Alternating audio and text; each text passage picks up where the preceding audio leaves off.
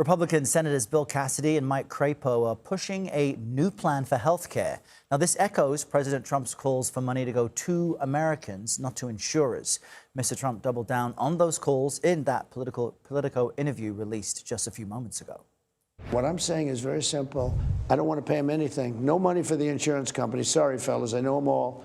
No money for the insurance companies. I want to pay the money directly to the people and let the people get their own health care.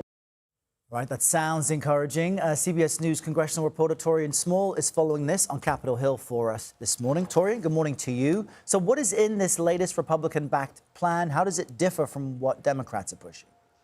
Well, Era, I do want to talk about what the president just mentioned there, because there's a similar proposal by the two senators that you mentioned that would pretty much beef up HSAs. These are accounts that are held by individuals, which the president alluded to there as where he would throw his support. Instead of extending these tax care subsidies that we saw during the Biden administration during COVID.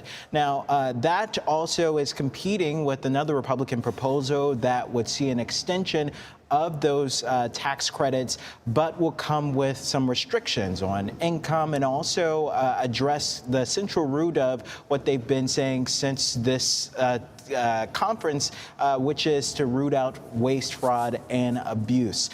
We also know that the House is cooking up its own version of it. Republican leadership and Mike Johnson, the House Speaker, said that for weeks now, House Republicans have been formulating its own plan, and it's likely we'll hear what that looks like or see what that looks like in the coming days.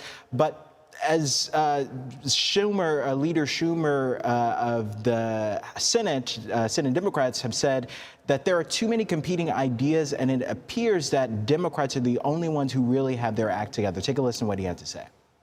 Even the plans they claim are reasonable can't move forward because one half of the Republicans want one thing, and a third of the Republicans want another thing, a sixth of the Republicans want a third thing, and they can't agree.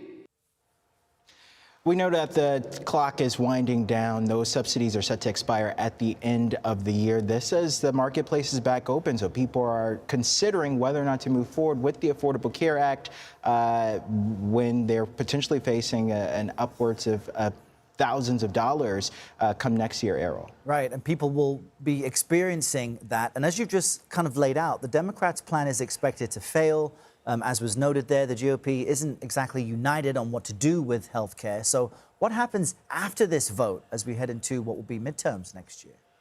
Well, it'll be the key messaging for Democrats as they head into 2026. This was also a part of those negotiations during the government shutdown. Democrats held the line saying that this is a fight solely for securing health care benefits for Americans. The fact that the government reopened without those guarantees is something that could reflect poorly on Democrats. But here's what the DNC chair, Ken Martin, told CBS.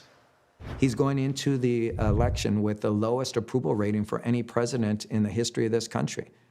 Could it be a wave election? Sure. But we're not going to rest on that. We're actually going to go and work for that.